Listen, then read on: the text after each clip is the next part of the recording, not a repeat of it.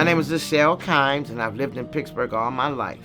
I was a crossing guard for the city of Pittsburgh for 19 years. Without the sun experience in the program, I wouldn't have had the opportunity or even had the thought of lowering my light bill. I mean, the thought of that is amazing.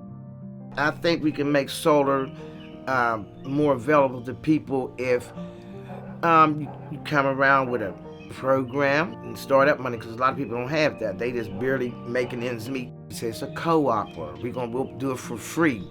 You know, they like that word. Everybody like that word. You gonna get the $1,000 worth of project for free, and it'll be beneficial in 2 years and 5 years, especially when you start seeing that light bill come down. You get happy.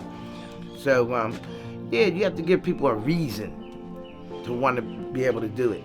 I know it made me feel good. Shoot, that's freeing up a little money. You might want to do something else, other project in your house. A lot of people deserve the same chance.